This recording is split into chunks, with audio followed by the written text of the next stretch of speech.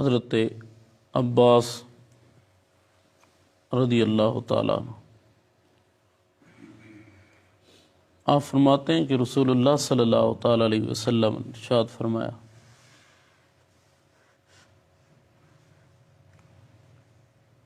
کہ ذاق طعم الایمان من رضی باللہ ربا وبالاسلام دینا وبمحمد رسولہ۔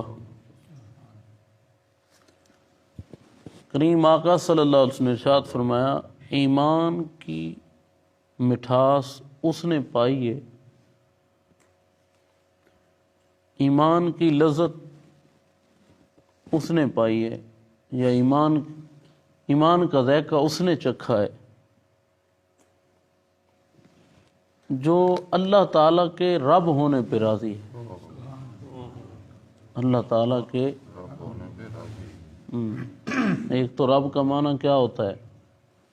پالنے والا، یعنی اسے اس کا پالنے والا جو ہے رب ہے، اللہ اس کو پالنے والا ہے، یہ اس بات پہ راضی ہے۔ اس تو ایک مراد ہے کہ جڑا رب عطا فرمائے نا اس تے او دا شکر کر دے، اس سے او دا اللہ اکبر، اور یہ نہیں کہتا کہ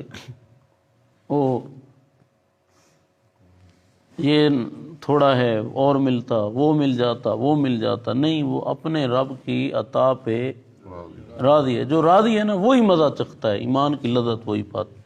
دوسری گل،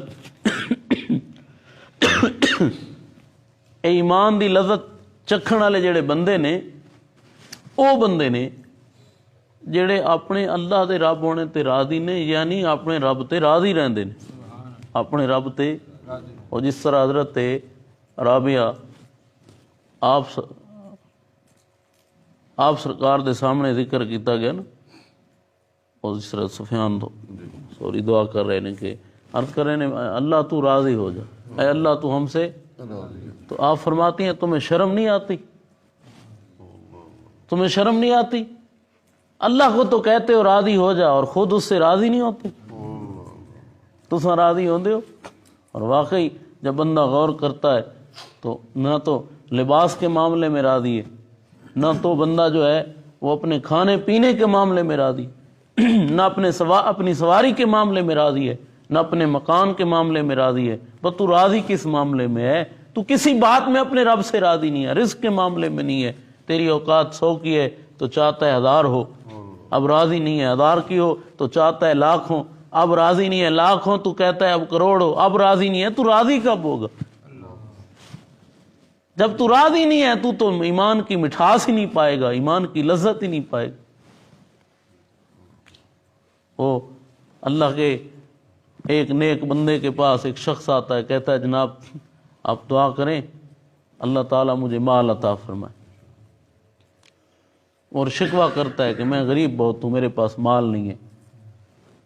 اور یہ جو علماء ربانیین اور اللہ کے کامل صوفیاء جو ہیں نا، ان کا یہی کام ہوتا ہے کہ بندے کو اللہ کی راہ لگانا، اللہ تعالیٰ کی بارگاہ تک لے جانا، یا اس کی طرف والی راہ پہ چلانا بندے کو کہ یہ راہ ہے۔ تو آپ فرماتے ہیں میرے پاس دی مال کم ہے، میں نے رب دیتا کوئی نہیں۔ آپ فرماتے ہیں اچھا یہ بتا کہ اگر تجھے کوئی 1,00,000 دے تو اپنی ایک آنکھ دے گا؟ حضور نہیں۔ اچھا اس سے زیادہ کوئی دے تو اپنی ایک ٹانگ دے گا؟ حضور نہیں۔ آپ گنتے رہے، یہ دے گا وہ دے گا جسم۔ تو آپ فرماتے ہیں یہ سب کچھ اس نے تجھے مفت دیا ہے، اس نے تجھے مفت دیا، تو کہتا ہے مجھے دیا کچھ نہیں ہے۔ یہ کیا کچھ دیا ہے تجھ کو؟ یہ ایسا کمال دیا ہے، دنیا میں آنا سب کا برابر ہے۔ اب دنیا میں جو بھی کوئی آتا ہے وہ امیر کا بچہ ہو، غریب کا بچہ ہو، ایک ہی طرح ہے نا، دنیا سے جانا ایک ہی طرح ہے۔ اب دنیا میں جو رہنا ہے نا اس کی طرف غور تو ہم کرتے ہیں کہ وہ جی دیکھو فلاں کے پاس جی مال ہے، فلاں کے پاس یہ ہے، فلاں کے پاس، اور جس حال میں اس نے تجھے رکھا ہے کاش اس پہ تو شکر کر لیتا، اور جب تو شکر کرتا تو پھر تجھے پتہ چلتا کیسی لذت محسوس ہوتی ہے، کیسی۔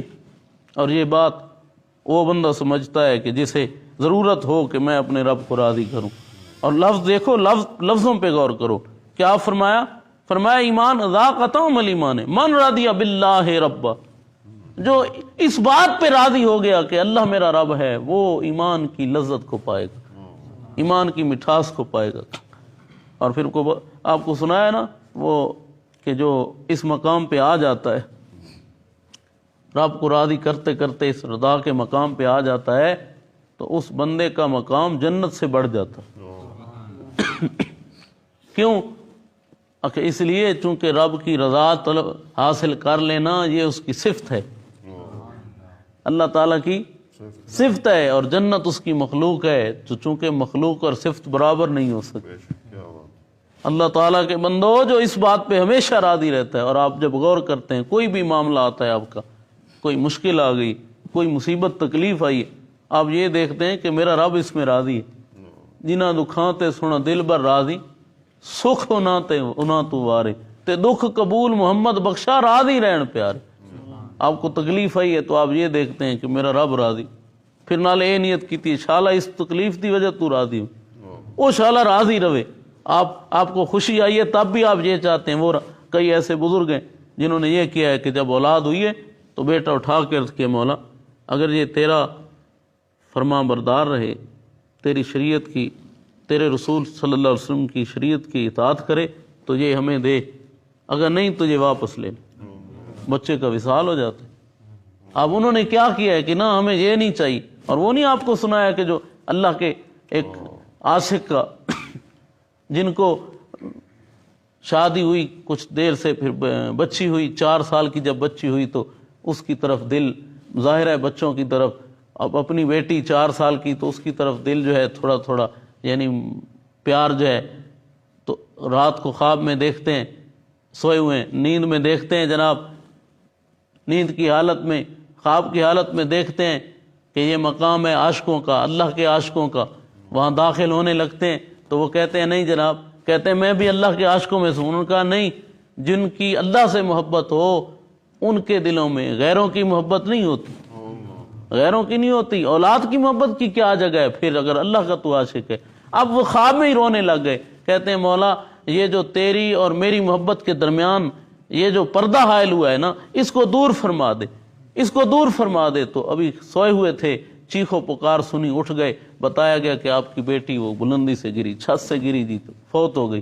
اب کھڑے کیا کہتے ہیں؟ الحمدللہ، تیرا شکر ہے کہ تو نے درمیان کی رکاوٹ کو ختم فرما دیا.